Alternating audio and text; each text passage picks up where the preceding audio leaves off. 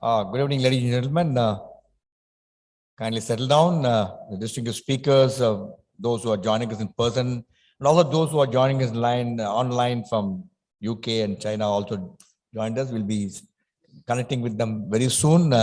Before I call the distinguished speakers, let me briefly remind you what's happening in MMA so that you don't miss them. On the 4th of July, we have a talk by Raghavan. He's a director of Satish Dhawan Space Center.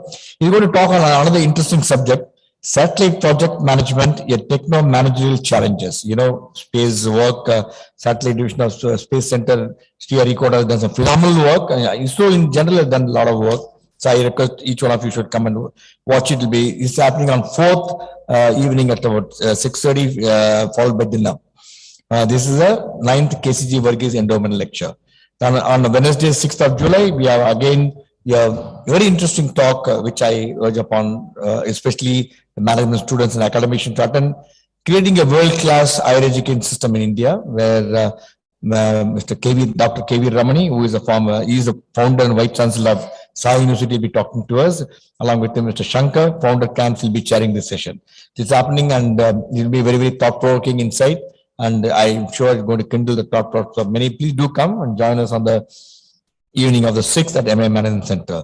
Then very important event of MMA is on the 8th of July is our MMA annual general body meeting. It's happening here, the award function.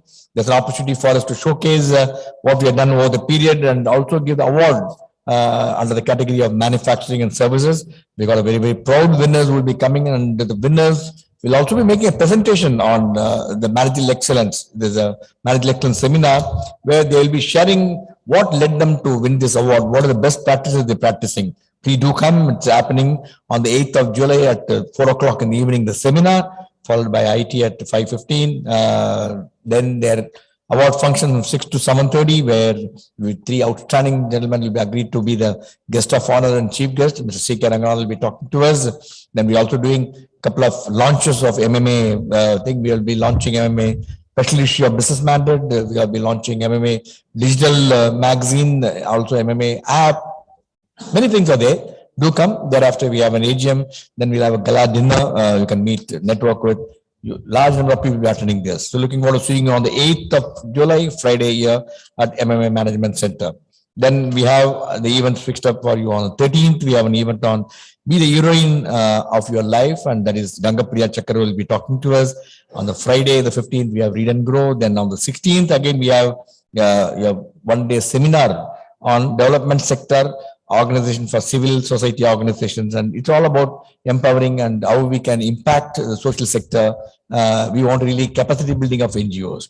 So this is what is happening, and now let me warmly welcome all the people watching this program live from all our social media portals, YouTube, Facebook, Twitter, LinkedIn, and also our MMA, Voice of MMA. I know a large number of people are watching. You are the encouragement for us to continue to do this event physically, because we're not really how many numbers come and participate here, but average 100 plus come here. But you are the people who watch us regularly, give us a feedback. As usual, if you have a question, share your question with us, and I will place it before the distinguished panelists. Coming to this evening's program, and we are indeed privileged to do this event at the MMA Management Center. When Stanley spoke to me, I said it will be a privilege because Hindu is a long associate of us, and Stanley in particular, we do a lot of events together. And the book written jointly with Stanley and his co-author, Ananth Krishnan, is a very, very interesting subject, which is more relevant and topical today. Comrades and Mullahs and China, Afghanistan, and the new Asian geopolitics. Ladies and gentlemen, put your hand together to welcome the distinguished, very, very high-profile panelists for this evening. And let me tell you, I'll go not in the alphabet order. I'll go with Ananth Krishnan, his author.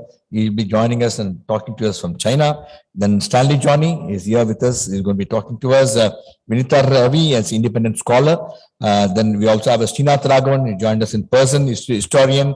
And Aziz Amin, and he is a principal secretary to the former President of Afghanistan, Ashraf Ghani. He's joined us from UK, London. Gentlemen, put a hand together to welcome who have joined us online and offline. Please, may I request you take your place on the dais, please. Stanley, Vinitha, and Srinath. Yeah.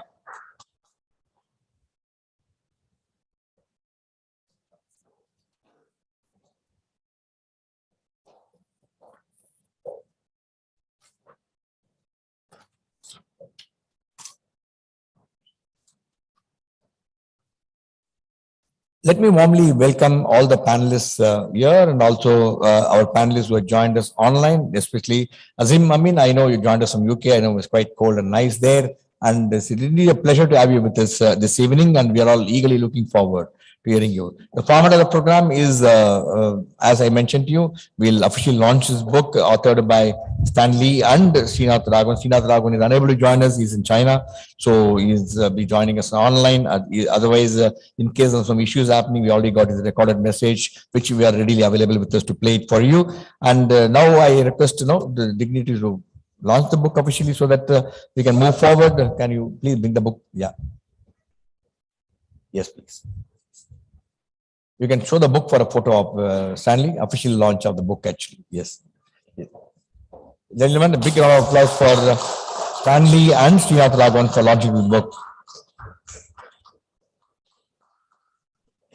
Thank you. Thank you for doing this honor to us. Now, I will request Stanley Johny to set the context of opening remarks. Thereafter, we'll have the speakers joining us and the discussion followed by that.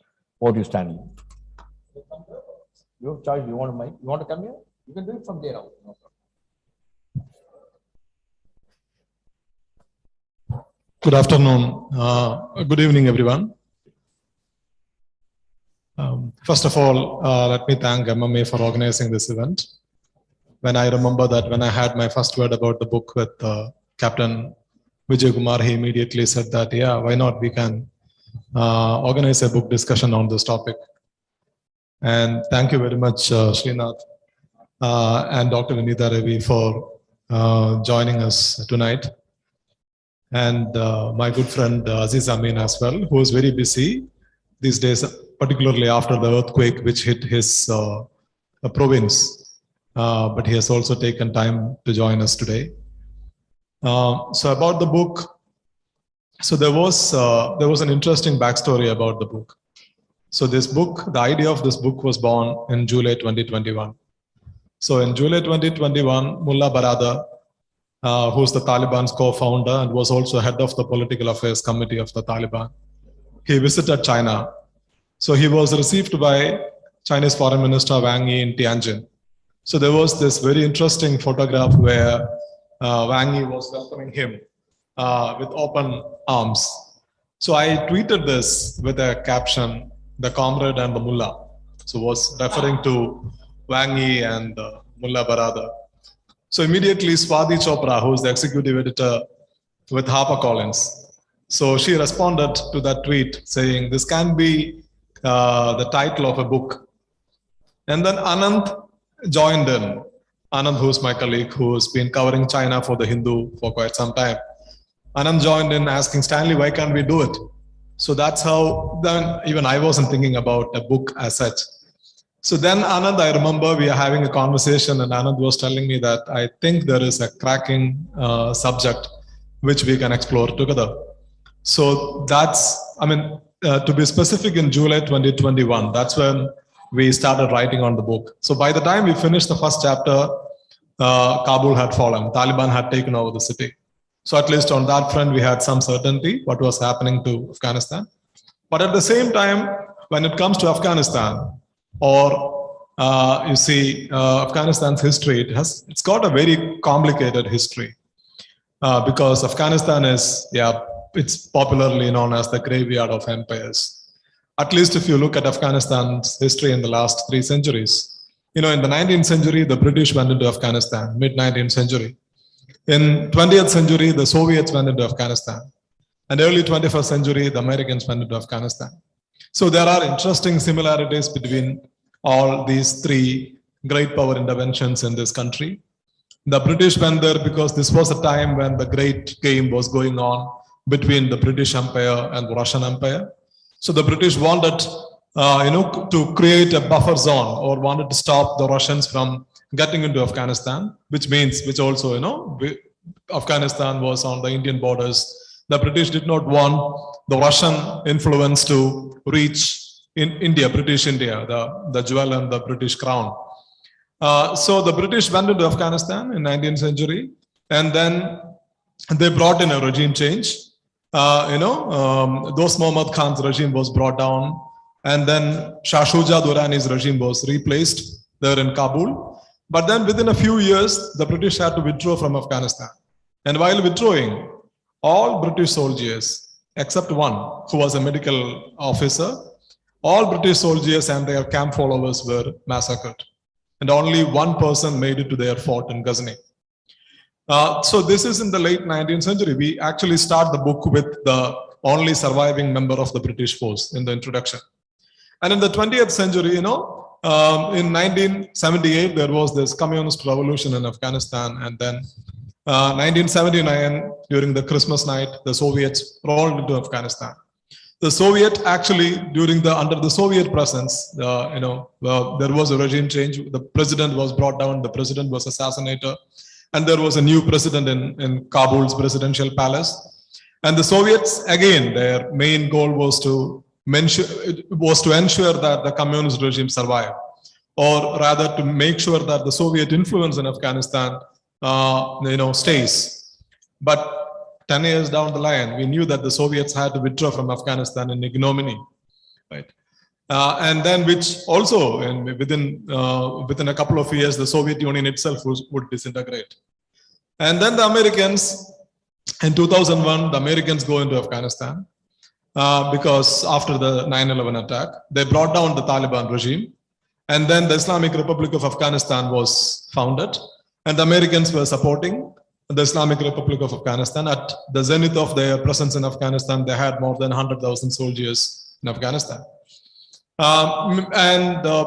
If you go down to the reports in 2001 to 2004, Afghanistan had relative stability. Afghanistan had the parliamentary election, presidential elections, and everybody expected that Afghanistan had finally become a stable country. The Taliban had withdrawn back into Pakistan or Afghanistan's mountainous region, etc., etc. But then, 20 years down the line, the United States, the world's most powerful military force and the world's, largest economic power, the United States had to cut a deal with the Taliban and withdraw its troops from Afghanistan, practically handing the country over to the Taliban. And interestingly, if you look at the 1989, the Soviet troops pulled back from Afghanistan in 1989 after 10 years of Soviet presence in Afghanistan. And it took 2 more years. It was in 1991 that after the collapse of the Soviet Union, that the communist government in Afghanistan of President Mohammad Najibullah collapsed. In the case of the American withdrawal from Afghanistan, 15 days ahead of the United States completed its withdrawal from Afghanistan, the government in Kabul had fallen. And the Taliban were already in Kabul. So there are interesting questions like why Afghanistan is known to be a graveyard of empires. On the other side, why great powers have always shown interest in Afghanistan? What makes Afghanistan so special? And what led to the rise of the Taliban? So these questions that, we were also intrigued by all these questions. And now you see the United States exiting Afghanistan, which means what does the new situation in Afghanistan, what does it mean for regional countries, especially for China, which is already become the second largest economy and the second most powerful military force perhaps. And which is anyway, the contest between the United States and China, the geopolitical contest is going to be one of the most defining foreign policy contests of the 21st century. So the Chinese got rid of the Americans from their backyard in Afghanistan. But what does it mean? What does the US withdrawal from Afghanistan and the return of the Taliban to this country, what does it mean for China? What does it mean for India? For a country that has stayed engaged with Afghanistan throughout, except the brief period of the 1990s when the Taliban were in power. So except that period, India's policy was to deal with the government of the day in Afghanistan, because Afghanistan had seen several, regime changes. You had the monarchy, and in 1973, Dawood Khan's republic replaced the monarchy. Within a few years, there was this communist coup, and then communist government would stay in place until 1991, early 1990s. And in 1992, the communist government would collapse, and then the Mujahideen government would come, and then the Mujahideen government would be replaced by the Taliban. So throughout this period, So India's approach was, in general, was to deal with the government of the day, except during the Taliban period. And once the Taliban were out of power in 2001, India again started engaging, building stronger relationship with the Islamic Republic of Afghanistan. So India also faces a very important strategic challenge with the collapse of the government in Afghanistan and the return of the Taliban. So these were the questions, broadly we were intrigued by these questions. Also Afghanistan's fascinating but complex history. And that's what drove us to write this book. So this is the broader context, of the Comrades and the Mullahs. So I'll stop here. Thank you very much. We will take the discussion forward. Yeah. Thank you, Stanley. And before we move forward, let me have the privilege of introducing our distinguished panelists, because you all should know how high-profile panelists we have this evening. And after the introduced panelists, I will now request Aziz Amin, who has joined us from UK, to share his insight. Stanley Johny is not all the members of MNM. We had a number of programs with him. He's the International Affairs Editor of Hindu and he has a PhD in International Studies, Western Studies and JNU, New Delhi, and he's also been writing geopolitical issues. And he has edited Dispatches, a volume of report from around the world and published by the Hindu Group, and contributed several chapters to be edited volumes, actually, which is a very phenomenal amount of work what has been done by him. He is an adjunct professor, the member of Asian College of Journalism, Chennai, and a visiting fellow at Kerala University, and is also teaching at visiting Mother Teresa College at Ernakulam. And warm welcome to you again, Stanley. Let me have the privilege of introducing Ananth Krishnan, who will be talking to you from China. Ananth Krishnan is a co-author of this book and is from Beijing Correspondent of Hindu. In 2019, he was visiting as a fellow of Brooklyn, India. He was also a Beijing-based associate editor of the India Today group until August 2018. He reported in China, has taken him to all the three China, 33 provinces and the regions. His interests include Indo-China relationship as well as Tibet and much more. And thank you, Ananth, joining you. We are missing your presence here. Let me have the privilege of introducing Srinath Raghavan, who is joined us in person, historian and author. Srinath Raghavan is a professor of history from Ashoka University, one of the most popular university today in India. He is also a senior research fellow at Carnegie Mellon, and Srinath works as a contemporary and historical aspects of Indian foreign and security policies. And his recent books include War and Peace in Modern India, Asia. He is also a regular columnist, and more importantly, what I would like to mention, he's also a veteran. That is, he served in Indian Armed Forces, Indian Army for 6 years in the infantry as infantry officer in Indian Army. Very warm welcome to you. It's a pleasure to have you with another veteran with us. Aziz Amin is a former principal secretary to Ashraf Ghani, and he is a former president of Afghanistan. He is a government professional with cross-disciplinary experience in policy analysis, security, and socio-political participations. He worked with the government, national, regional, and international organizations. He writes extensively on social, political, and security issues in South Asia and Middle East, and participated in complex debate on broader issues. And who could be better than Mr. Azim to talk to us, being a former principal secretary to the President of Afghanistan. Very warm welcome to you, Aziz Amin. Are you able to hear me? You joined us? No? Video on. Very warm welcome to you, Ms. Azim. It's a pleasure to have you with us this evening. And Dr. Vinitha Revi is an independent scholar. Dr. Vinitha Revi is an independent scholar, was associated with the ORF-Chennai earlier. And your PhD was in international relationship and focus on India, UK. Her research interests include Indian foreign policy and much more.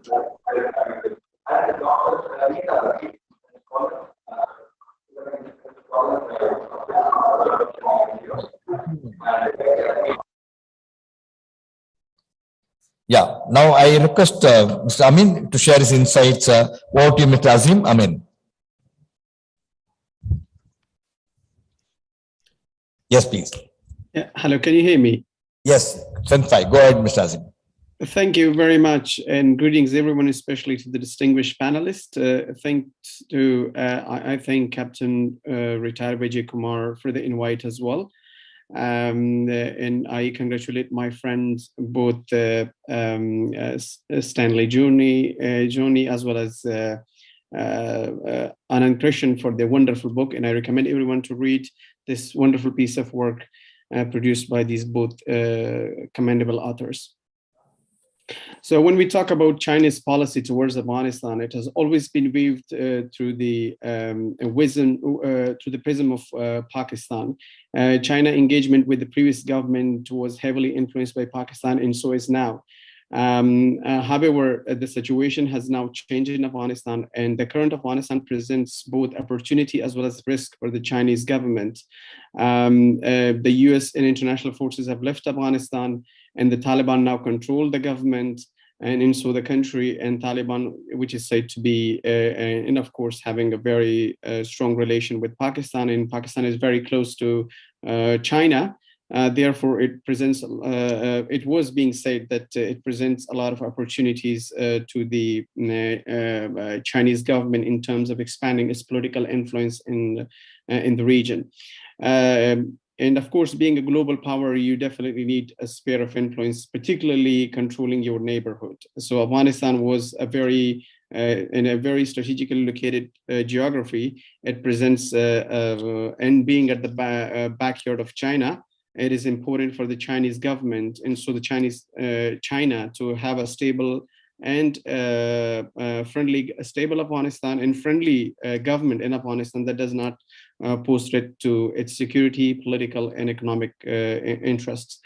Although there was a hype in both in the Chinese media, and of course there were the Western scholars as well as the netizens, by stating that by the time the US left Afghanistan, and the vacuum that which was left by the US and international presence in Afghanistan is going to be filled by China. However, we see that it is slowly become far from a reality as of now, because Beijing is not keen to pursue it, particularly in the short term. It is very, and since the Taliban takeover, it has been cold in its approach to the norm and is wait and observe, in a position of wait and observe. China is keeping engagement with the Taliban to see how it can build mutual trust with the Taliban and address its security concerns and advance in political and economic interest as well. So when we talk about, which is better explained in the book as well by and the Comrades and Mullah, when we talk about the China's policy towards Afghanistan, it has primarily animated by security concerns and followed by the economic concerns, interest, which are, of course, the Afghanistan offers a vast minerals resources to China, as well as expanding its political and economic influence. The Belt and Road Initiative, which is one of the hallmark of China's global ambition. And of course, other concerns are cross-border and drug trafficking, which is key and important factor of China's policy towards Afghanistan, to make sure that the drug that were produced in Afghanistan and have been produced in Afghanistan do not go into the mainland China. And the security of its projects and assets and the citizen in the surrounding region, and of course in Afghanistan as well, because when we see that the recent events in the uptick in violence, despite the fact that the Taliban claimed that they brought security, it has alarmed many pundits in Beijing and are being very careful in terms of dealing with the Taliban. So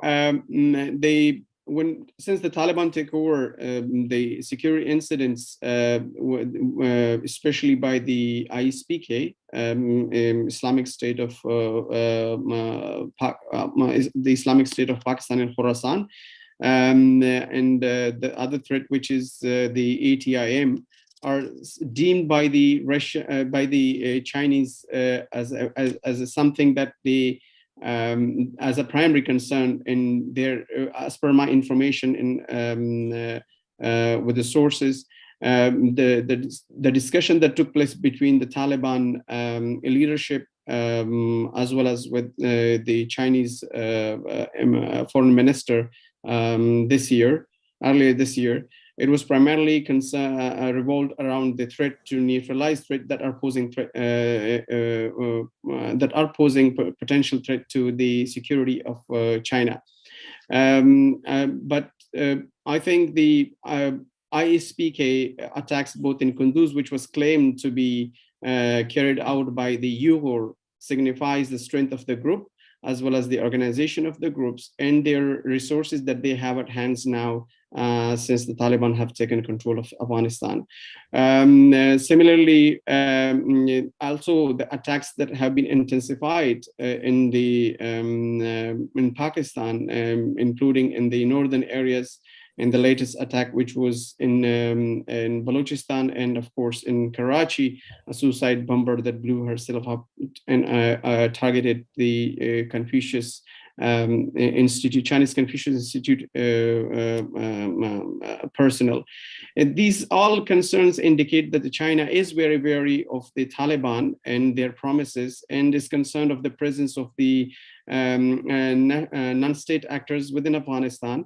And of course, they are also very much concerned of the strength in the relationship now that the Uyghur militant has established with the ISPK, which was not the case previously. Therefore, all the discussion that has revolved between China and the Taliban has been to how to neutralize these threats, as well as to make sure that the Taliban take action against these groups that are posing threat to China.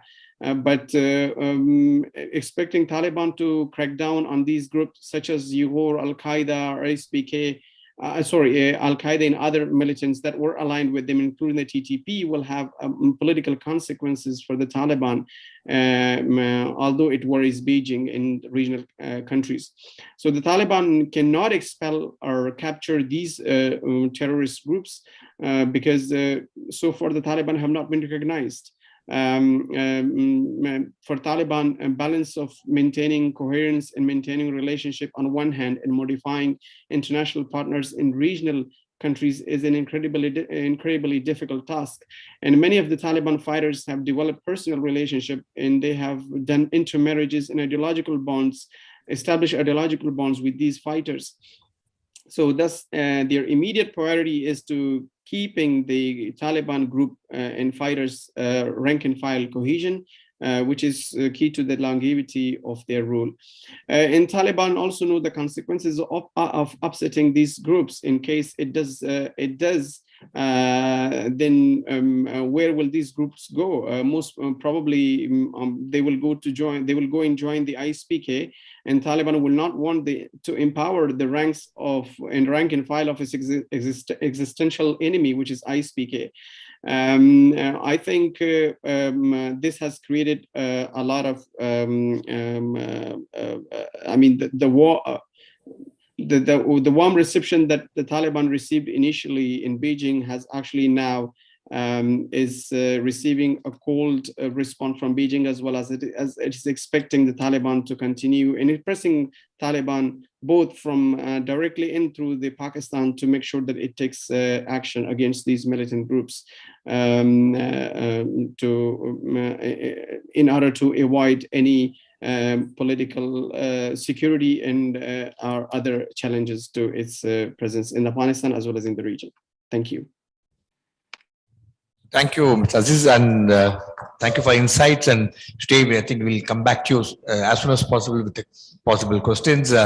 Before that, now we'll request Ananth Krishnan, who is, as I said, is undergoing 14 days of quarantine in China, and we request him because he's going to be also flying out. So, as a safety, we also got his message and video recorded.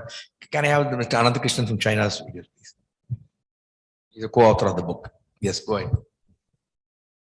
Good evening, everyone. And first of all, thanks and gratitude to Captain Vijay Kumar as well as the Madras Management Association for having this event today. At the outset, my apologies that I'm not there in person with you back home in Madras. Just as luck would have it, I just arrived back in mainland China a few days ago, and I'm currently undergoing 21 days of quarantine in Shenzhen. And of course, so we've been waiting almost 2.5 years for a journalist visa. And as luck would have it, it finally came through just as this event was happening. So sadly, I'm not there with you in person. And I'm now in the process of 21 days in confined quarantine in a room in Shenzhen, which is of course part of China's whole zero COVID approach, which is still very much in place. And it seems these travel restrictions and isolation is likely to continue in China, at least until the party congress is held later this year. Having said that, to explain my absence, I'm glad to be able to at least join virtually and convey some thoughts that I had about this book. So when Stanley and I first began discussing doing a book on China and Afghanistan, in some sense, it was triggered by this very high-profile meeting in July 2021, when you had this Taliban delegation travel to Tianjin in China for a meeting with senior Chinese officials. That kind of triggered our interest, and we thought that there hasn't really been a book focused on the China-Afghanistan relationship, although it's something that's obviously a huge consequence to India and to the region. And so we thought, given that Stanley has been writing a lot on Afghanistan, and since I'd been based in China for quite a number of years, that we could work together on this. And that's how this book kind of came about. We thought we would have a longer period of time to work on it, but just 2 weeks after the meeting of the Taliban with the Chinese government, you had the dramatic events that led to the fall of Kabul at a time when everyone thought it would stretch out for at least a few weeks and months. By mid-August, of course, you had the Taliban back in power. And that kind of lent a sense of urgency to the book. So we only had a few months to write it and finish it by the end of 2021.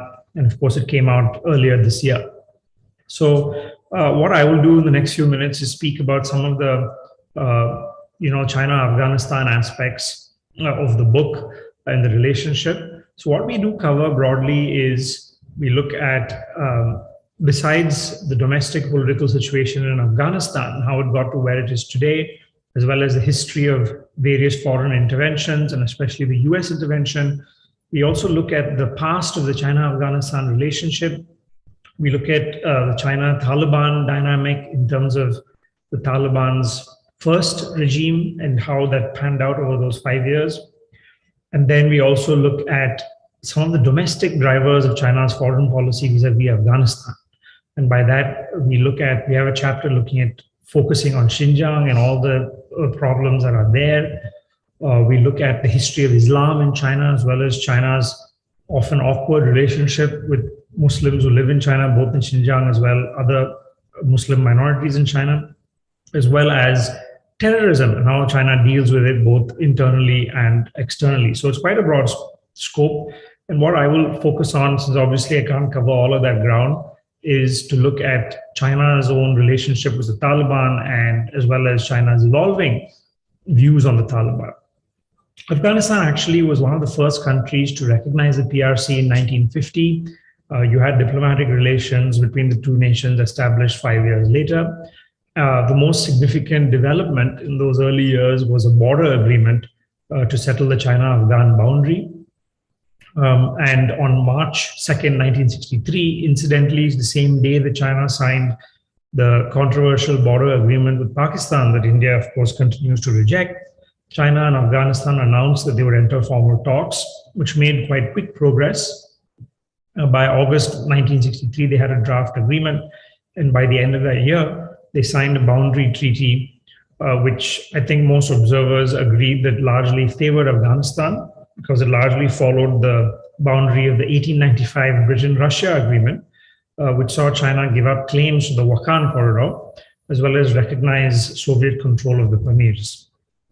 The Soviet occupation of Afghanistan, which took place during the Sino-Soviet split and the phase of difficult relations between China and the Soviet Union, that was a huge factor in terms of how Beijing looked at the security of its western borders.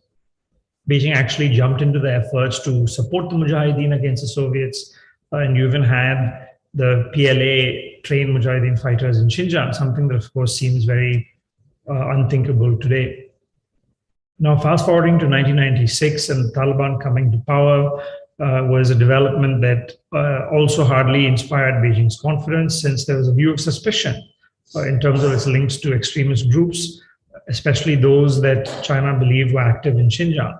And Beijing's initial outreach to the Taliban, which was a very tentative outreach, was motivated primarily by Chinese concerns of the security of its western frontier. Beijing responded very differently to Taliban 2.0 25 years later, which we can argue reflected not only the changed global situation, which is something we can talk about today in terms of how the world has reacted differently in many ways, but also China's own changing ambitions, as well as a changing sense of its place in the world. Two concurrent trends are important to note here. The first is America's exit, and as well as in the lead up to America's exit, there's growing wariness to sustain its project, its nation-building project in Afghanistan. And that, of course, coincided with Xi Jinping's entry into power and the launch of the Belt and Road Initiative in 2013, the year that he became president. So the launch of the Belt and Road Initiative, or BRI, which had a clear focus on China's neighborhood, dovetailed with also within Afghanistan, with Ashraf Ghani coming to power in Kabul, as well as beginning his administration with a push for infrastructure projects, which is why he actually went to China on his first overseas visit. And in Beijing, he declared that Afghanistan viewed China as a strategic partner, as he put it, in the short term, medium term, long term, and very long term. China actually remained in touch with Ghani till the very end. It wasn't the case that they explicitly backed the Taliban against him. And I think it can be argued that they may well have preferred an outcome in Kabul where you had some kind of power sharing agreement, which was, of course, what many people expected would happen at the time, rather than a situation now, because there is a reluctance in Beijing to be completely beholden to one partner or one party. And that is clearly the case at the moment. So there were two noteworthy messages that were conveyed in July, which somewhat reflected the Chinese approach to Afghanistan, which I think still stands today.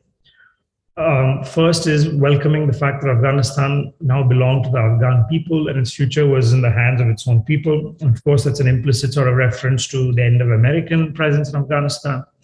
And secondly, an expectation that the Taliban will make a clean break with all terrorist organizations, and especially those that had a connect to Xinjiang. Now, the second factor, I think that there is still some wariness in China, and I comments from Chinese experts that we looked at and we spoke to, that you'll find in the book, reflect, I think, an awareness that there are certain limitations in the Taliban actually making this clean break. And in the book, we do have the views of several Chinese experts who actually express caution against assuming that Taliban 2.0 is very different from the first version. And these are comments that were coming out from them even in 2021. And I think if we look 1 year later, they were broadly, I think, right in their assessment, perhaps more so than some Western experts who, for whatever reason, were putting forth the argument that Taliban 2.0 would be different. I think instead you had a lot of top Beijing voices express caution that the essential character remained the same, and that China should tread cautiously in terms of whether it goes in with big investments, etc. This actually contrasted with the very public statements from China, which were almost welcoming the Taliban's return. And I think that it can be argued that this was more sort of propaganda driven by Schadenfreude at the US exit and sort of point scoring against the Americans, rather than reflecting a sense that China was going to go in a big way and open its wallet in Afghanistan. I think beyond this sort of outward welcoming of the Taliban seizure of power, I think that there was a more complicated response in China to the Taliban coming to power. I think for many Chinese, the memories of Taliban 1.0, and especially the destruction of Bamiyan Buddhas, was something which got a lot of attention in China. I think that kind of perception is still very much there, as well as a wariness of extreme Islamist groups. And to be honest, I think wariness of any kind of Islam, if you look at what's happening within China today, and what's happening in Xinjiang with the camps and so on. At the same time, the state media was doing its best, and this is something we bring out in this book in terms of trying to remake perceptions of the Taliban within China, diluting their hardline views and instead trying to present them as, the real figures from the grassroots in Afghanistan.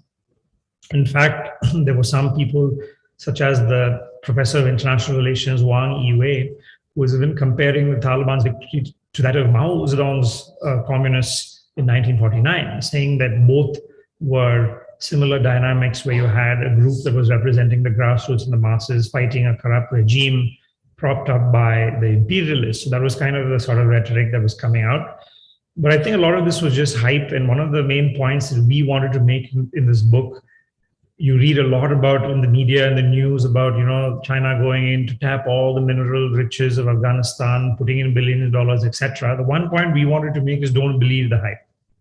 In 2020, the total Chinese FDI in Afghanistan was about $4 million. That is less than 3% of its investment in Pakistan. China's two biggest projects in Afghanistan, Mez Ainak, as well as the Amu Darya oil basin, remained inactive. And this was perhaps in the period when there was an American troop presence and more stability and security than you have today. And in this period, they were unable to get their projects going. You also have a case where you had recent attacks on Chinese personnel and projects in Pakistan. And even in Pakistan, you've had Chinese companies currently put their plans on hold and suspend their plans. And a lot of the $62 billion of CPEC that we see speaking about hasn't really materialized. So where exactly on the spectrum of celebration of the US humiliation to caution about the Taliban intentions? So where are we likely to actually find China's approach going forward? I would argue somewhere in the middle. And that's the perception that kind of comes out from what Chinese experts are saying and writing about it. One consistent theme is they do not want to repeat the mistakes of the West. They don't want to put in billions of dollars that they won't recoup, let alone set boots on the ground. But on the other hand, they are taking more steps to insert themselves as a power player. You're seeing that not just in Afghanistan, but elsewhere in the neighborhood. You've seen that in Sri Lanka, you've seen that in Nepal. They're willing to be involved in domestic politics to a degree not seen before in the past. They're willing to take more steps to protect their security. For instance, the new base they're helping construct in Tajikistan, and according to reports, they've stationed not the army, but some of their People's Armed Police Force who are in charge of internal security in Xinjiang, which we've had some of them stationed in Tajikistan as well, which are all new developments. So you are seeing a more assertive China that's willing to take some amount of risk, but also at the same time, one that, at least for now, is still a generally cautious player that does not want to repeat the mistakes of others in Afghanistan. So I will stop there with my remarks, and I'm sure that Stanley will have much more to share with you. And once again, thank you so much for having me here today and having us here today. And I hope to be back in Madras, back home in Madras at some point and be there in person. And thank you so much again.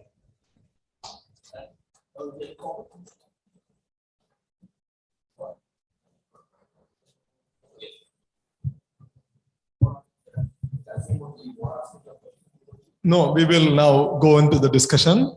Maybe will you make your comments and then.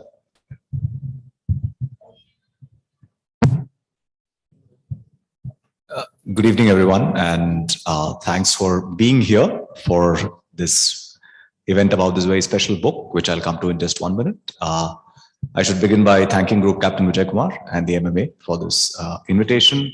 Delighted to be on this panel with Vinitha and Aziz as well, and it's lovely to see you. First of all, I must congratulate Stanley and Ananth vicariously that for having written this. Pretty remarkable book. I didn't realize they had worked on it for literally a few months, and because the amount of research, thinking, and analysis that has gone into this book it's actually pretty remarkable that they've managed to do it in such a short span of time and really produce a very punchy book. But at the same time, why am I surprised? I know it's easy to talk up your friends, but I think it's fair to say that both Stanley and Ananth are rarities amongst our foreign correspondents in terms of being people who have really specialized in terms of getting very in-depth knowledge, understanding, and perspectives on particular parts of the world, not necessarily purely from an Indian foreign policy perspective, which is the way that most of us tend to study the rest of the world. What does it mean for India? But I think Stanley's work on West Asia and Southwest Asia, Ananth's work on China over the years has been quite a sharp departure from the way that foreign correspondents typically tend to operate in India. So it's really a treat that these two people decided to come together and do this very important book. Let me just tell you a few things about the book, and then I'll perhaps leave you and Stanley with a couple of questions which struck me as I was finishing the book. The first thing to say is that the book, although it says it's China, Afghanistan, and the new Asian geopolitics, there's actually a lot also about the United States, as there should be. In fact, the first part of the book is a very nice, crisp, but also properly researched historical overview of the circumstances in which first the Soviet Union and then subsequently the United States got involved in Afghanistan, why those ventures failed, and why Afghanistan stands in the particular juncture in which it is today, which is with the return of a Taliban regime. The other part of the book sort of tells the same story, but more from the vantage point of China.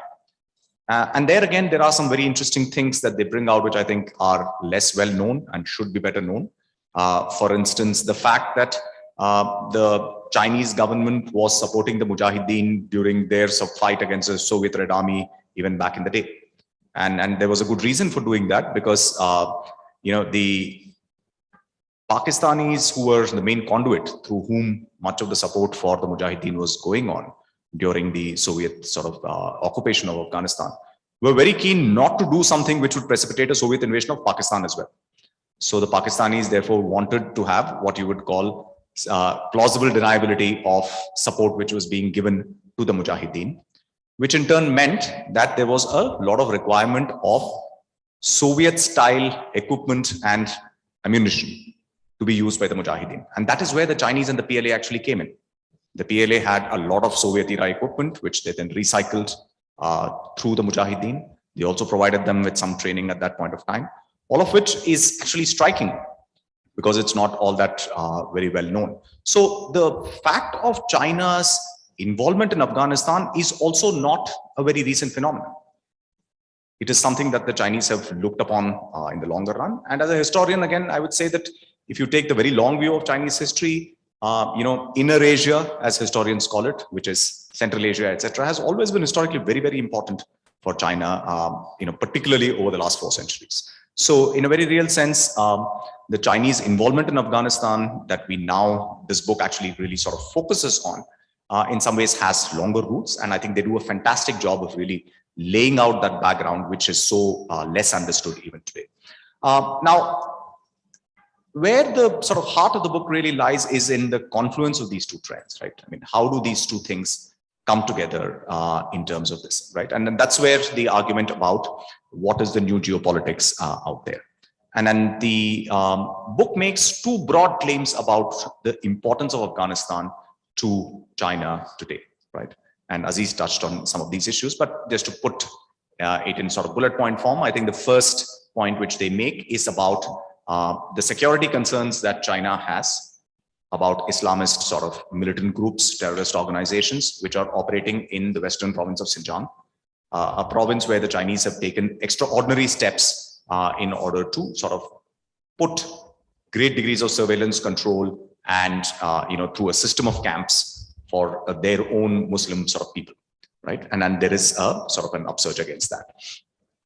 So one of the key things that the Chinese are concerned about is what will be the sort of attitude of the new Taliban government towards these sorts of groups. Are they going to be supporting them on the basis of fraternity of sort of, Islamic Brotherhood, etc.? In the past, we know that the Taliban acted along some of those principles. That's how they gave asylum to various groups, including the Al-Qaeda, and for which then they paid a very heavy price by way of having been forced out by the United States of America. So are they going to do something similar? Or will they go down the Pakistan route of saying that China is so important to us that even if we are supporting various kinds of groups, we will respond to China's specific concerns by cracking down on them? Yeah, I mean, think of what happened in Pakistan, right? In the mid 2000s, the infamous sort of Lal Masjid kind of incident, which actually led to the fall of Musharraf's government.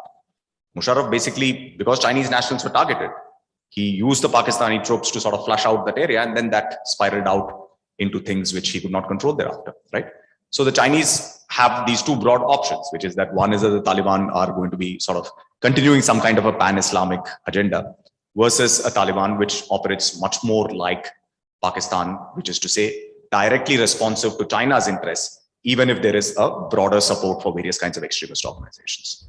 The question is, where in the spectrum are they going to fall? And that's what I think Ananth's remarks were also point to, which is an important open sort of a question.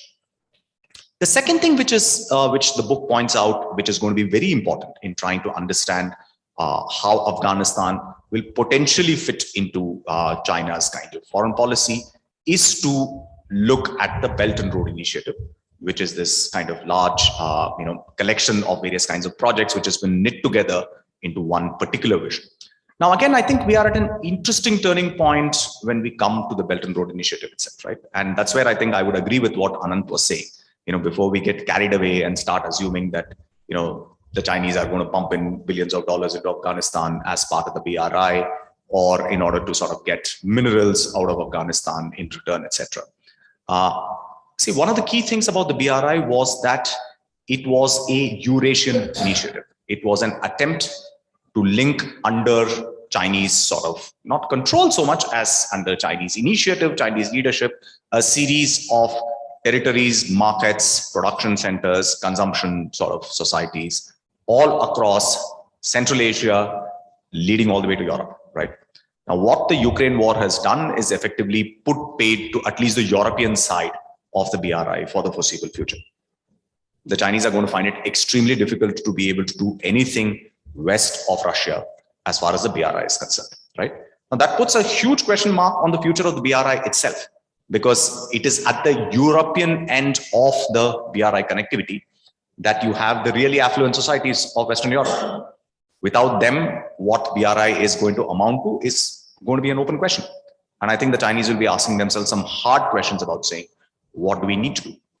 Now, again, the answer may well be that, listen, forget the European side of it. We will double down on BRI in the context of Central Asia, Southeast Asia, on the sort of Indian Ocean region and so on. That may well be a possible response, but it's not very clear that that's a very easy thing to do, especially when you have a country like Afghanistan.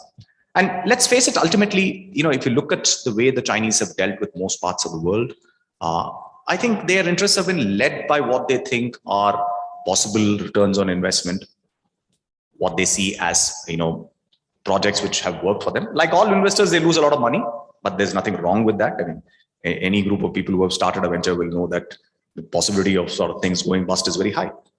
But at the same time, the Chinese have always been very clear that these are not simply purely political decisions which have been, even with a country like Sri Lanka. I mean, if you look at China's sort of footprint on Sri Lanka, when Sri Lanka is going through this crisis, it's actually been surprisingly light. They have not been that active. In fact, India seems to have been sort of much more active in the way that they've responded to the immediate crisis of Sri Lanka. So I think there is no reason, therefore, to assume that the Chinese will do something by way of investments in Afghanistan purely from a political perspective. The country has to stabilize. The economy has to have some legs to stand on. The Taliban government has to provide some framework of governance. And none of that at this point of time is exactly evident to any of us. The only things which are clear is that the Taliban's ideological agenda remains broadly the same. Some of the harder edges may have been softened out, but the broad plan is still the same. The kind of system, the kind of regime that they want is still very much wedded to their older ideas. What all of that means for the future of Afghanistan's economy, I think, is an important question. So I think the book, because it puts the spotlight on Afghanistan from these two very different security and, to use today's fancy word, geoeconomic perspectives, I think does a real service, because it tells us that geopolitics, as far as it's going to operate in Asia, particularly in the heartland areas of Central Asia, is not going to be purely geopolitics of the old style, great power rivalry alone, right? I mean, it's going to be driven by a number of other kinds of considerations, which in some ways is what the US-China rivalry is all about today. It is not the Cold War of the old style, where it's a military competition or a purely ideological competition between two systems. I mean, the Biden administration tends to present it that way, right? Oh, this is democracies and the free world versus autocratic China. But actually, the competition is much wider. It is more about patterns of development. It is about technology. It is about innovation. It is about really who can present their system to be more acceptable and competitive to others and so on. So from that perspective, I think Afghanistan will remain an important laboratory within which to observe this kind of new geopolitical rivalry between the United States and China playing out. But the question that I had, and this is a question for Stanley, Ananth isn't here, but I'm sure you can kind of answer on his behalf, is how important is Afghanistan going to be for the geopolitics of Asia? Because, because Afghanistan has this, as Stanley said, this reputation of being the graveyard of empires and so on, I think it also has a somewhat inflated reputation as being a geopolitically very central location. Whereas I think a more careful sort of look at the history of the last 200 years will suggest that Afghanistan has not always been important. It has been important from time to time. Yeah, it was important to the British when they wanted to keep the Russians away from the Indian subcontinent. Yeah, when Tsarist Russia was expanding into Central Asia, etc., they wanted to create various kinds of buffer zones. Afghanistan was one, Tibet was another, incidentally. So the British were, had their own reasons to try and initially subjugate Afghanistan. When that couldn't happen, to create a regime which would be neutral between the Russian and the British empires, right? Again, if you look at the history of Afghanistan in the 20th century, what is striking is Afghanistan's continued status of neutrality, or what comes to be known as non-alignment in the 1950s. Afghanistan is a very non-aligned country. In fact, in the 1950s, 60s, and even the early 1970s, Afghanistan gets economic aid both from the United States and from the Soviet Union. In fact, some of the most iconic sort of developmental projects are done by both parties at that point of time. Yeah, it's again only in the 70s when the Soviet Union decides to take control of the regime that it becomes a battleground. Once again, 1990s, till such time the Taliban came along, Afghanistan was on nobody's radar. In fact, the entire complaint of the people of Afghanistan was that they were abandoned after years of this kind of stuff. And then post 2001, once again, we find it. But 2021 has shown us again that geopolitical interest in Afghanistan is not necessarily continuous and sustained in the same way, right? We could well see another phase where Afghanistan ends up becoming a country which not everyone is particularly interested. It could well, go back to being a backwater as it was during various times in the 20th century and even parts of the 19th century. So I don't think that we need to put an exaggerated importance on Afghanistan. And I think this is a particularly important point for Indian sort of policymakers to understand, right? Because our Afghanistan policy is more or less through the prism of Pakistan. I mean, there is a lot of window dressing about saying civilizational ties, we care about Afghanistan, etc. But the bottom line is that, it's primarily important to you because, it abuts Pakistan. And one way or the other, it has implications for how Pakistan tends to operate, against you. And I think that is where we need to be a little bit more careful as well, right? Over-indexing the fact that Afghanistan matters to India in the context of Pakistan or in the context of China can actually lead to other kinds of consequences and problems for us. I think the simple fact is that we do not have a land border with Afghanistan. It is very difficult for us to have any political influence of any significant kind with a regime like the Taliban. These are all well-known facts, right? So we just have to understand at some point of time that we may have to cut our losses, take things as they are given to us, which is what we are currently doing by opening our embassy and so on.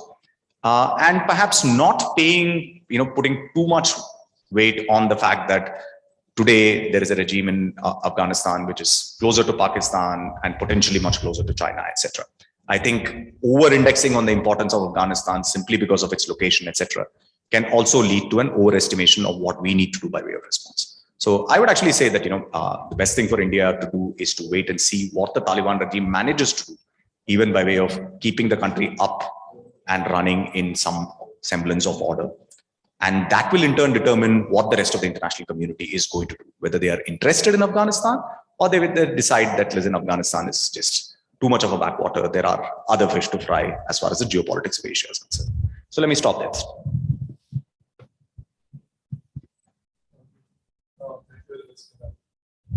So I remember when I wrote my first book, this was published in 2000.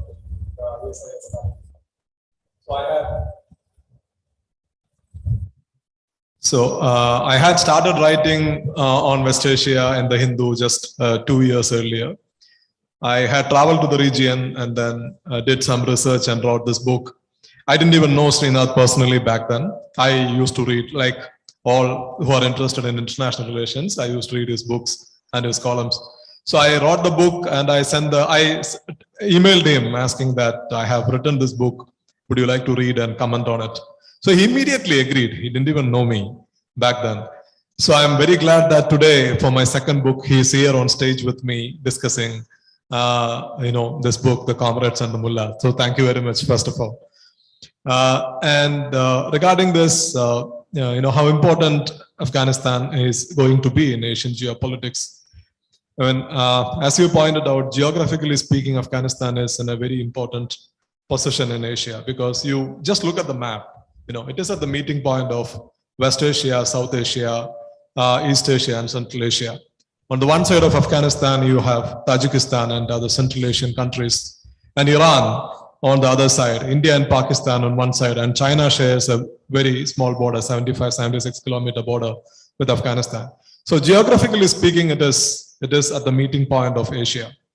So that gives some kind of geopolitical weight to Afghanistan.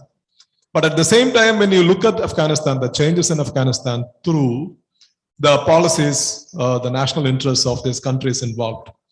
It's true that India, as far as India is concerned, the primary concern is Pakistan, because the Pakistanis also look at Afghanistan through the India prism, because they looked at the Islamic Republic of Afghanistan over the last 20 years and saw that India was gaining strategic depth in the region. So they wanted to roll it back, and Pakistan has consistently, even after the Islamic Republic was formed, Pakistan has consistently supported the Taliban. They hosted the Taliban, they provided military and economic aid to the Taliban, and they actually helped the Taliban regroup and then restrike within Afghanistan. So it is, both countries are driven by, or they look at Afghanistan through, the Indians look at it through the Pakistani prism, and the Pakistanis do the same thing. If you are going to be a little more specific from an Indian point of view, again, as I said in the introductory remarks, India had retained good relationship with the government of the day in Afghanistan, except the Taliban period.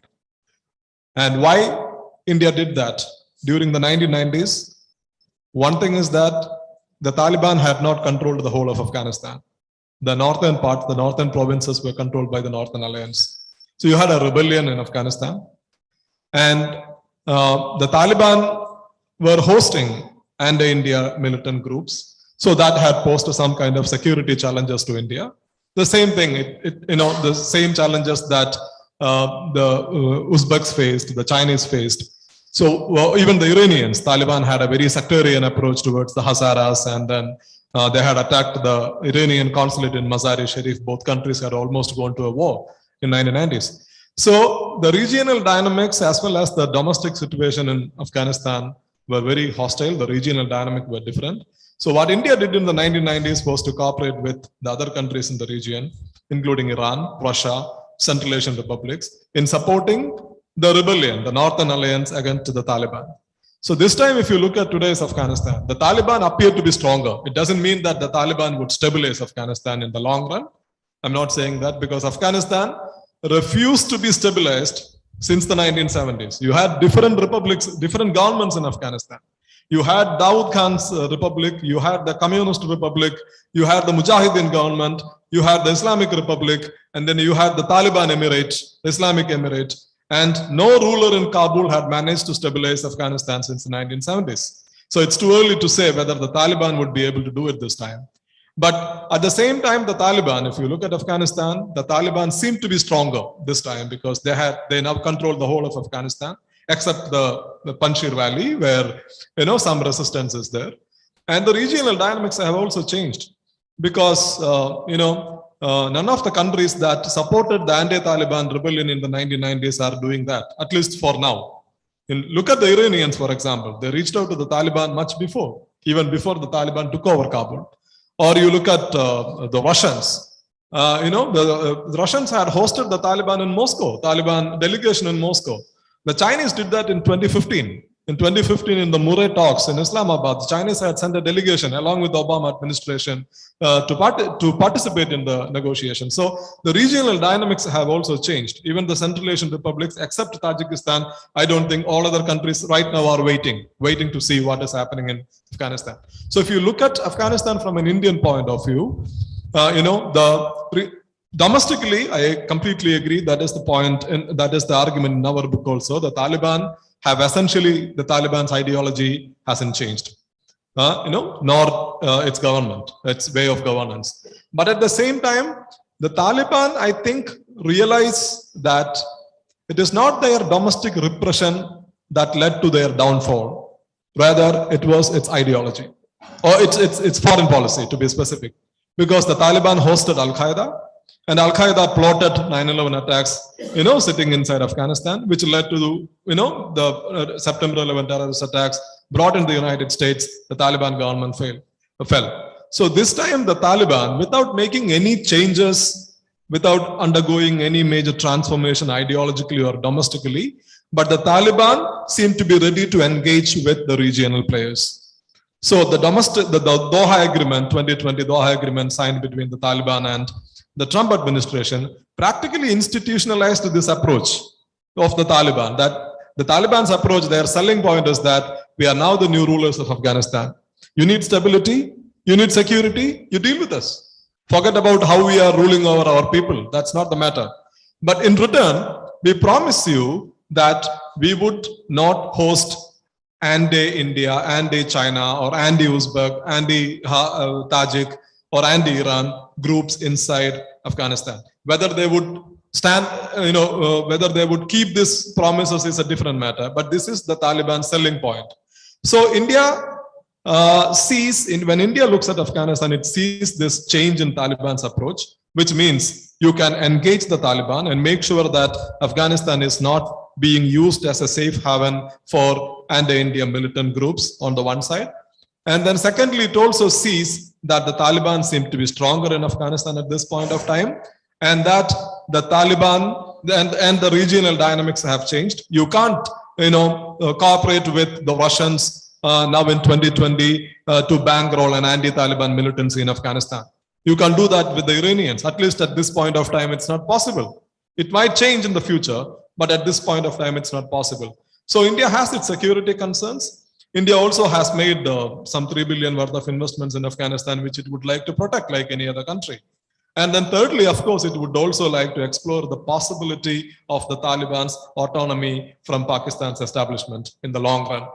So these are the immediate and long run challenges or let's say objectives India faces. And to meet these objectives in any scenario, you will have to engage. You will have to some kind of terms of engagement with the rulers in Kabul. I think that explains, India had sent a delegation, MEA delegation to Afghanistan.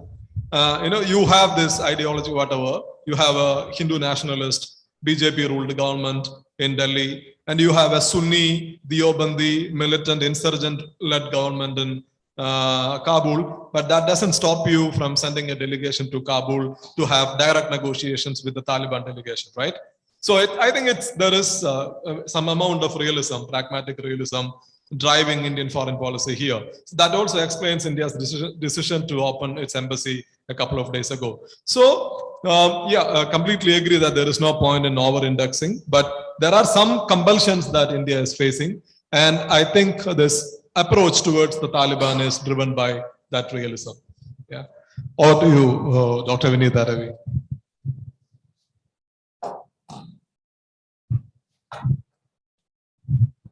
Good evening, everyone. Thank you to the MMA for inviting me, and also to Dr.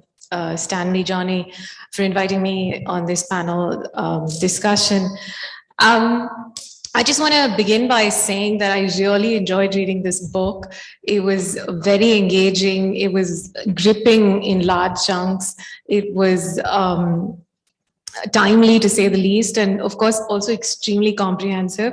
And it discusses multiple dimensions of the situation in Afghanistan. And though as Srinath Raghavan said, though it seems like the point of the book is primarily to consider and map out China's role in the future of Afghanistan.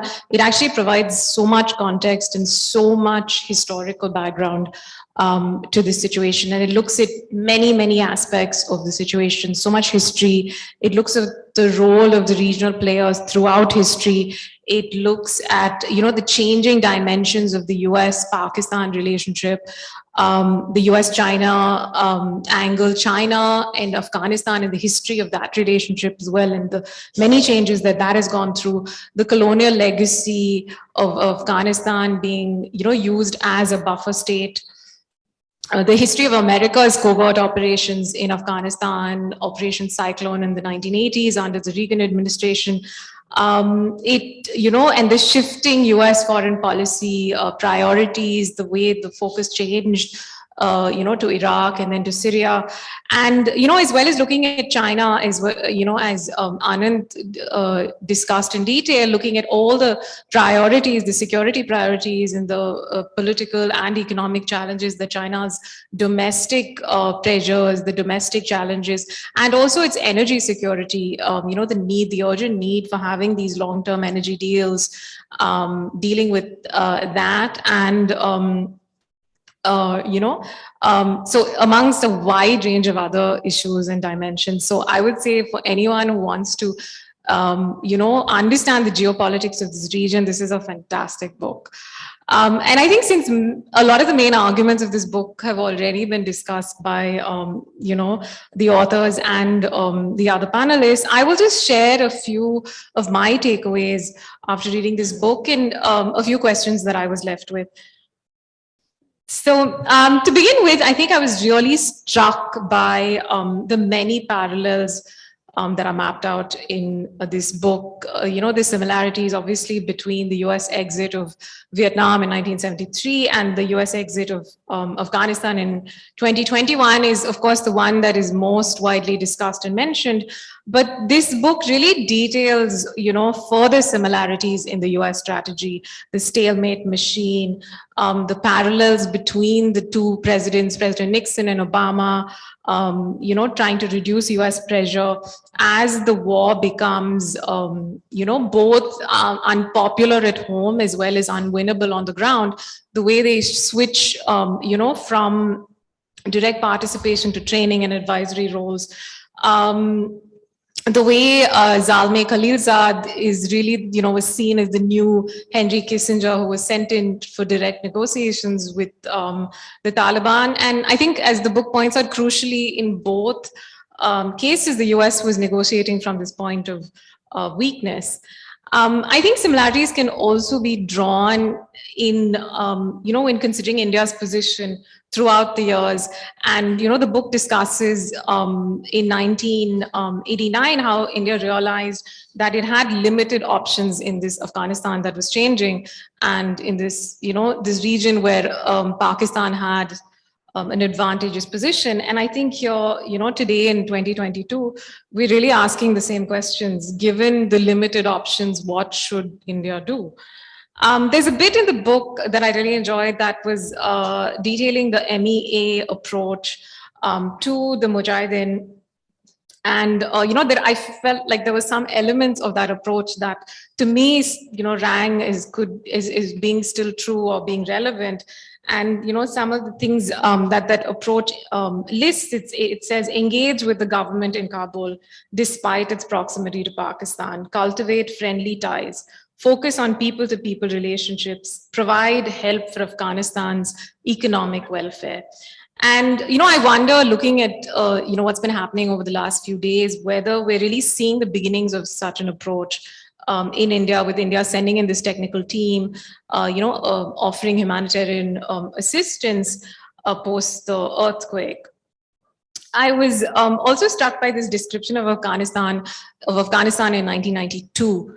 And, the authors write, 15 years of war had exhausted the country.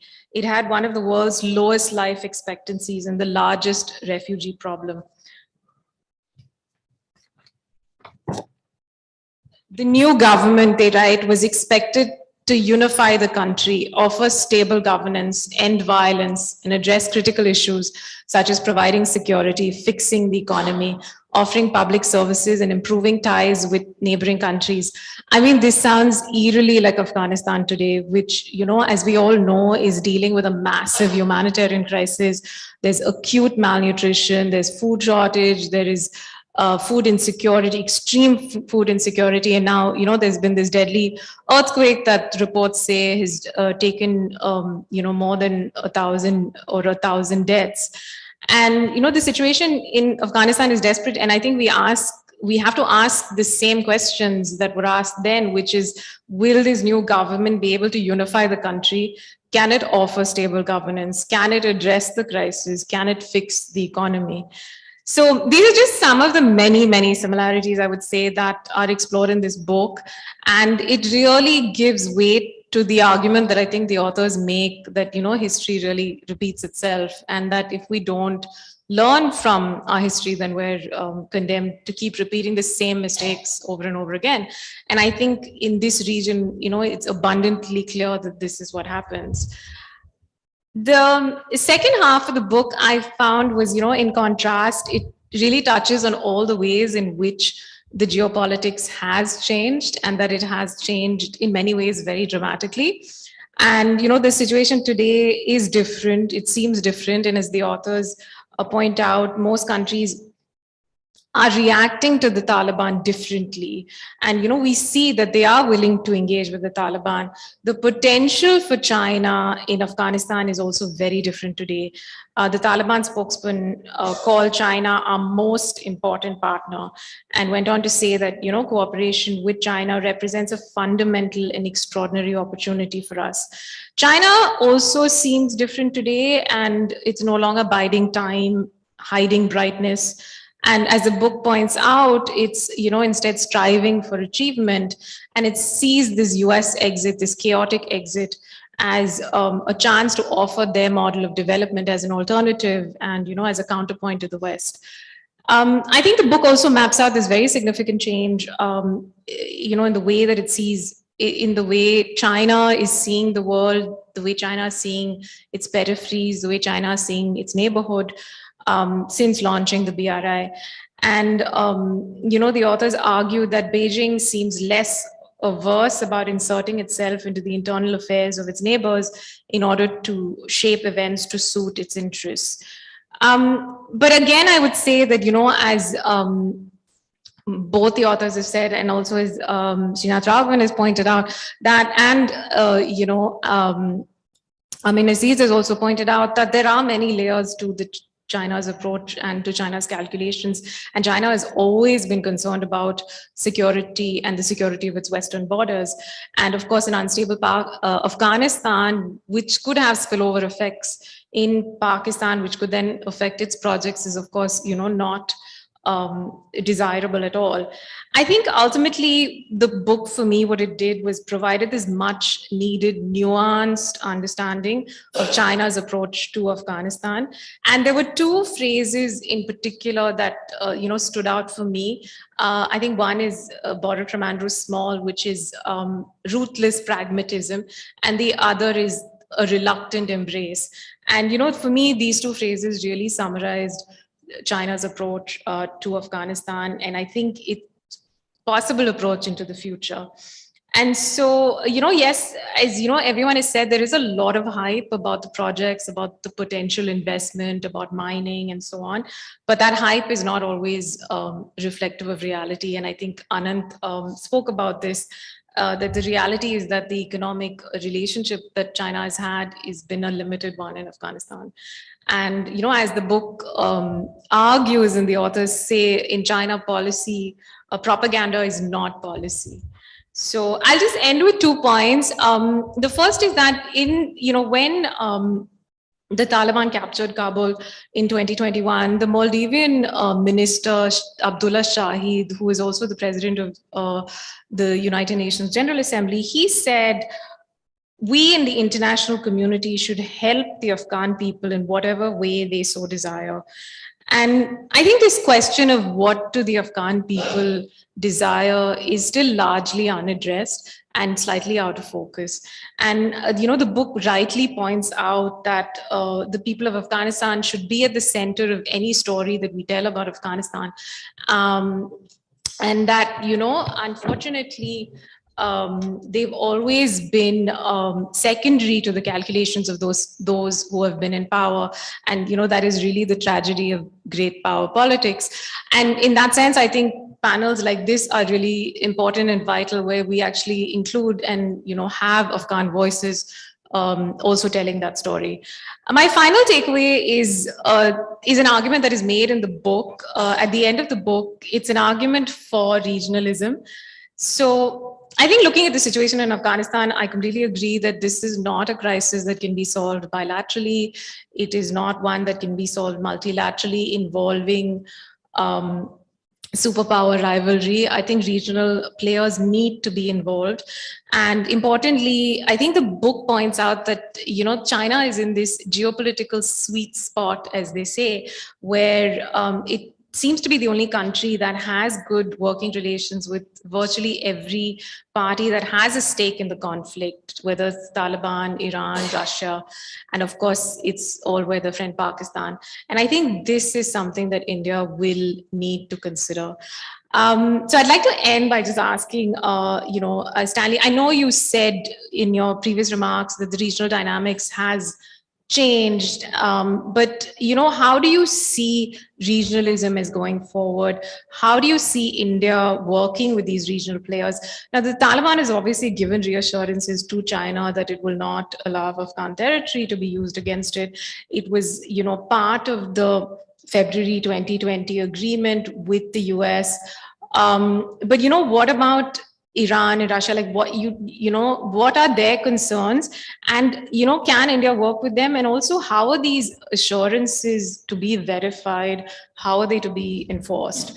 And, what would be the ideal regional sort of forum or medium through which India can, express these concerns and, where it would be heard? Thank you. Thank you, Dr. Vinitha Revi, for your comments. Thank you very much. As you said, regionalism is something we also emphasize in the book. We say regionalism is the key going forward. Why we say that? Because, definitely, this is not something that you can address bilaterally, only bilaterally. And Afghanistan is, on the one side, you have this history of Afghanistan, which we have already discussed. And on the other side, given the domestic diversity of Afghanistan, the ethnic diversity of Afghanistan, and also the recent history of the country, the regional players have always had some say within the country, especially those in the Central Asian region, as well as Iran. And unlike in the 1990s, when these countries were supporting anti-Taliban forces, these countries are now waiting to see what the Taliban would do, whether the Taliban would be able to stabilize the country. So maybe except Tajikistan, I think that none of these countries, including Iran, are not even making public statements hostile to the Taliban as of now. I was in Tehran recently, a couple of months ago, and then we talked to the foreign ministry officials there, senior foreign ministry officials, who spoke, who said that one person told us that we don't see the Taliban as the legitimate rulers of Afghanistan. We see the Taliban as a minority group within the Pashtun community, which itself is not an overwhelming majority in Afghanistan. So you have Pashtuns, Tajiks, Uzbeks, Hazaras, etc., etc. So the Taliban have to, and right now what you have is an all Pashtun government in Kabul. So this is an interim government. That's what our policy, our approach is. But at the same time, this is a new reality. So we can't shy away from the new reality. We have to deal with the new reality. We have an overwhelming refugee problem. We also don't want to have a hostile regime just across the border. So our policy is to stay engaged with the Taliban. This is what the Iranians are saying. I think this is the overall mood in the region. And if you look at India's approach as well, India had sent a delegation to the Moscow Regional Conference in 2021, October, right? Where 10 countries were there, including China, Pakistan, Central Asian Republics, Russia, Iran. And they issued this Moscow Declaration, which practically recognized the new reality in Afghanistan, including India. And then India then hosted the heads of Central Asian Republics. Indian Foreign Minister was there at the inauguration of the Iranian president. Immediately, I mean, this was immediately after the Taliban takeover. India, sent the Foreign Minister to Tehran to deal with the Iranian government, because I think there is a realization in India as well, to deal with the Afghanistan challenge, you have to work with countries in the region. Because, you take the case of the Ukraine conflict as well. So India has taken a neutral position, somewhat different from India's partners in the West. I think one of the reasons, besides oil is, India is buying Russian oil, that's there. And also India is buying Russian weapons. But besides that, I think Russia is, America's withdrawal from Afghanistan and the Taliban's return has made it difficult for India's continental strategy. And to address because India is not just a maritime power, it's also a continental power. So to address your continental challenges, you have to deal with the Eurasian countries. So Russia plays an important role. Central Asian republics play an important role. Iran does the same thing. So I think regionalism in that sense, you can see that in that direction already in India's approach towards Afghanistan and the challenges it faces in the region. But it's too early. There is no clear-cut mechanism. Structures are not in place, because as of now, all countries, I think, including China, the approach is to wait and see. Because back in early 2000s, when the Islamic Republic was founded, the Islamic Republic appeared to be strong, supported by the United States. Afghanistan was relatively stable. You had elections. The Taliban were not on the scene. The Taliban were back in the mountains or in Afghanistan. But then within a few years, Afghanistan started descending into chaos again. So you never know whether the Taliban would be able to stabilize the country. The Taliban are facing security concerns from the Islamic Republic, Khorasan. And there is a rump of the rebellion in Panjshir Valley, which you don't know whether Amarullah Saleh or Ahmad Shah Massoud Khan would be able to turn it around into at least a regional anti-Taliban movement in the north in the future. So all kind of possibilities are there. So at this point of time, I think the policy all these countries have taken is to wait and see. And during this period, you stay engaged with the government, because if you don't stay engaged, you are going to lose anyway. To stay engaged with the regime in Kabul through other regional players. Okay. Thank you. Thank you, Stanley. I think we almost come to end, but we got a couple of questions online. Before that, is anybody got any questions? Otherwise, I can go to online questions. Yes, Mike, and quickly, please. Go ahead. Thank you for the great program. I really liked it. Sorry, Stanley sir, I haven't read it. The book is there on my table. I'll be reading it very soon. So my question is, you told that all the countries are waiting to see what is going to happen in Afghanistan. Don't you think that it's other than waiting, it's directly engaging with the Taliban in order to control Afghanistan going into the chaos as it happened before? Because once it goes to the chaos, you know that it's a security threat for a lot of nations like China, India, like Iran, even Iran, like all the bordering state or not bordering state. So don't you think that it's better to engage with them than waiting and watching? The engagement is there. All these countries are engaging with the Taliban. That's what the Indians are also doing. We send a delegation, technical team, reopened the embassy. China's foreign minister himself had traveled to Kabul, met with the Taliban leadership. And India, China, Pakistan, and all these countries are also sending humanitarian aid. So the engagement is there. But when it comes to security, who has to ensure that there is security in Afghanistan. I don't think the Indians would be able to do it. I don't think the Chinese would be able to do it. The Chinese look at Afghanistan and see a graveyard of great powers. They would not send security assistance. I don't, at least as of now, I don't think so. So it is up to the government of the day in Kabul. That's what they are waiting to see, especially given the very complex, unstable history of Afghanistan. They are waiting because if you want to put in your money, if you want to send in your men as part of your investments proposals, there needs to be some kind of stability in Afghanistan. So that's what they are waiting to see. Yeah, sir. Discussion later, please. You asked a question, you responded. Now let me move on to the question because we have to finish it for 7:25. You always, sir, let me finish these questions. We are already late. I'll come back if you have time. There's a question from Mr. Francis from Mumbai. He says, in geostrategic terms, should India flag democracy issues in Afghanistan like the West or overlook as it has been done by China, Russia, Iran, for information? Yes, please. Any one of the panelists could take. I mean, if you are raising democratic issues of democracy in Afghanistan, there are a lot of issues in Afghanistan. There are a lot of issues in India as well.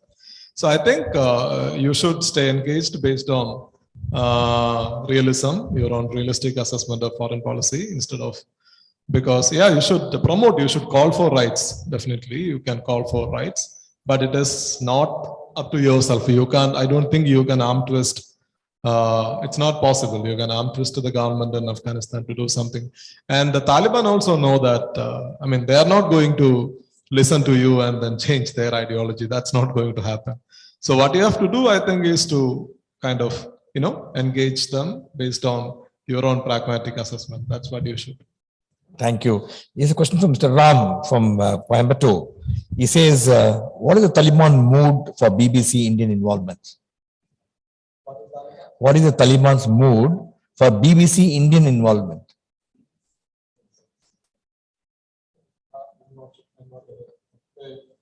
Okay, it's out of syllabus. Then we'll move on to the next question out of the book. There's another question from Mr. Subramani from Chennai only. What he wants to know is, at the end of the day, what are the issues we are looking at in Afghanistan other than the economic recovery? Yeah, I think I have already pointed out. To be specific, you have three immediate interests. One is to protect your investments, which you have made over the last 20 years. Secondly, to make sure that the Taliban do not support anti-India groups, which it did in the 1990s, so that you can have relatives. You don't, at least you don't face fresh security challenges, or you don't get to your security challenges worsen. And then thirdly, I think in a broader strategic point of view, you have to explore the Taliban's autonomy from Pakistan, so that you would, in the long run, you would at least look at denying strategic depth to Pakistan. As Srinath Raghavan said, I mean, this Pakistan prism would be the driving India's approach towards Afghanistan. Thank you. So one last question, then I'll go to the Ramesh. He says, same question, same gentleman asking, will other nations involved want India there? Involved in Afghanistan for in somewhere directly, indirectly, want India also to get involved there? You know, India involvement is, yeah, India has to, you can send humanitarian assistance. You can, as we discussed, you can see whether the Taliban would be able to stabilize the country. And through the regional players, like the countries in Central Asia, Iran, Russia, etc., you can set terms of engagement with the government. You can offer aid. You can, at the same time, you can also push for at least a more inclusive setup within Afghanistan. So all these things can be done. So you have to work with it. This cannot be done bilaterally, but you have to work with other countries in the region. And then, I think that's what you should do through the regional players, set the terms of the engagement, and then, but without, I would say, it's my personal, without offering direct diplomatic recognition at this point of time. Thank you. One last question, Mr. Ramesh, quickly. Well, I'm Ramesh from the MMA backbencher. Well, this question is for Dr. Vinitha Revi. Well, we have heard about Taliban 2.0 through the satraps of guys like Mullah Baradar and stuff like that. And so taking a cue from what has already been discussed all along, and I have been reading through the papers, what will be the position of the women in Afghanistan, who are about 50% of the population over there, and what will be the role played by the Comrades and the Mullahs for the women of Afghanistan?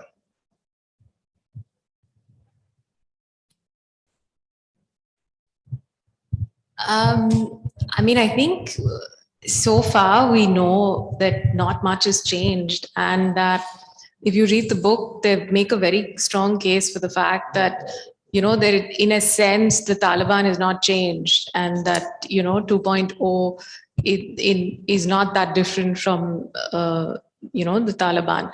And so I don't think these issues are going to be high priority for China. And I don't think they were a high priority, you know, even though this was something that the US rhetoric included, it was still not a high priority, because at the end of the day, they still, without, you know, without those reassurances, they still entered into direct talks with the Taliban. They still signed the agreement, and these were not high priority issues. So at the end of the day, I think, as Stanley said, it is very much a realist perspective, and these countries are, you know, going to view the Taliban through that prism.